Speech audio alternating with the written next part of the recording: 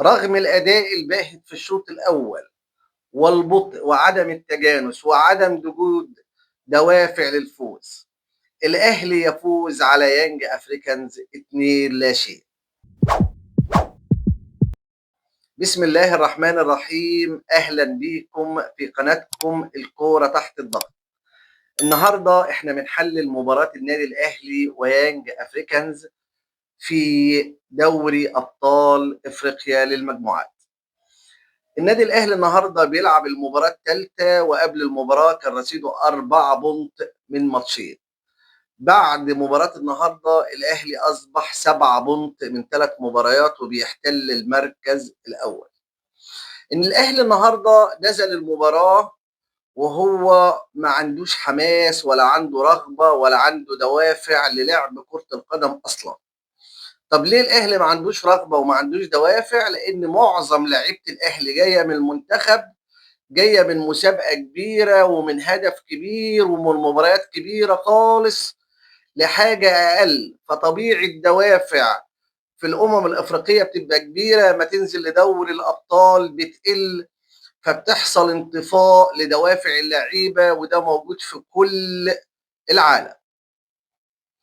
النهارده الاهلي بدأ المباراه وهو اداؤه بطيء، اللعيبه ما بتتحركش لبعضها وتنقل الكوره بضعف وببطء شديد جدا جدا جدا في الشوط الاول. ما عندهمش تجانس، اللعيبه تحس ان هم غربه عن بعض، وطبعا ده طبيعي جدا لان اللعيبه دي ما لعبتش مع بعض بقى لها يمكن 50 يوم. الى ان جاءت الدقيقه 46 من الشوط الاول بعرضيه من محمد هاني، تريزيجيه بدماغه على شمال حارس مرمى يانج افريكانز. انا عايزك تقف عند الجون ده كويس وهنسالك شويه اسئله. شفت محمد هاني في المنتخب بيعمل عرضيه وحد بيحط وحد بيخش يحطها جون؟ الاجابه لا. طب ليه؟ لان باختصار انت في المنتخب ما عندكش خطه، ما عندكش تكتيك. الكوره اللي محمد هاني عرضها وتريزيجيه جابها جون، دي مش اول مره النادي الاهلي بيعملها، محمد هاني بيعملها مع تريزيجيه وزيزو عملها مع تريزيجيه. الكوره دي يا جماعه دي تكتيك الاهلي بيعمله في كل ماتش.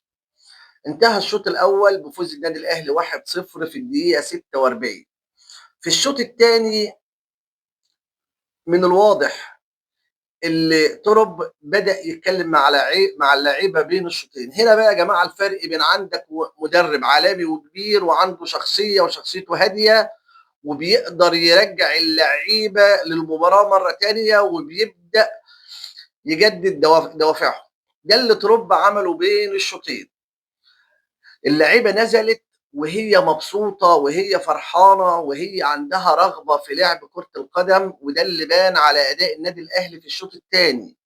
النادي الاهلي كان بينقل الكوره بسلاسه وبيسر ودايما رايح ناحيه الجون في 5 6 باصات.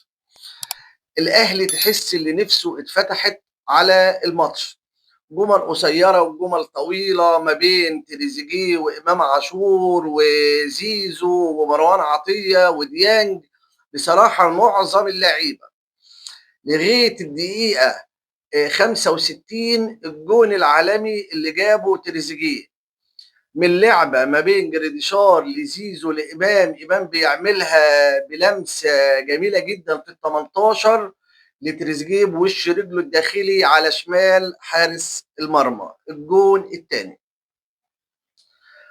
برضو عاوزك تقارن بين لعيبه الاهلي اللي كانت بتلعب النهارده ونفس اللعيبه في المنتخب. لعيبه النادي الاهلي النهارده وخصوصا في الشوط الثاني في تحرر في اللعب. محمد هاني بيروح قبل ال 18 وبيشوط، تريزيجيه بيمرقص، امام مفيش اجمل ولا اروع من كده، زيزو نفس الكلام. طب ليه؟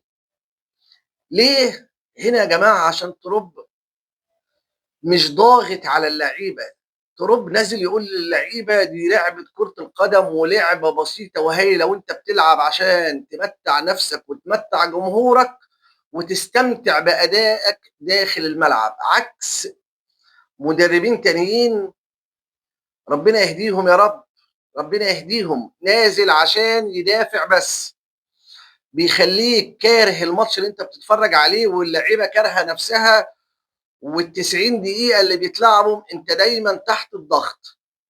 ده فرق بين مدرب ومدرب، فرق بين مدرب عالمي ومدرب محلي. مدرب عنده تكتيك وعنده عوامل وأسباب نفسية بينقلها للاعيبته عشان تأدي وتنزل تلعب مباراة.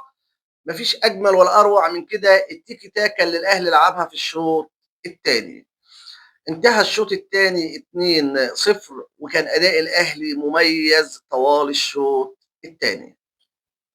زي ما عودتكم في كل مباراة اللي احنا بنقيم أداء اللعيبة، وعشان تبقوا عارفين يا جماعة الأداء ده ما بيبقاش أداء فني ولا تكتيك بس، احنا أدائنا بيبقى فيه فني وتكتيك التزام اللعيبة داخل الملعب والأسباب والعوامل النفسية اللي بتأثر في أدائهم. فدرجة اللي احنا بنديها درجة كلية على كل المعايير اللي احنا قلنا عليها دي.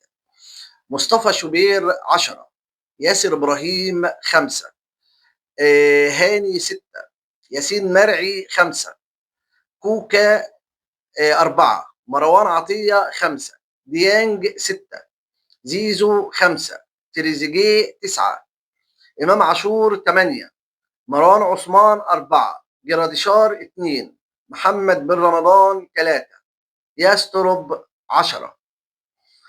لايك وشير وسبسكرايب عشان يوصلكم كل جديد. دمتم في رعاية الله، والسلام عليكم ورحمة الله وبركاته.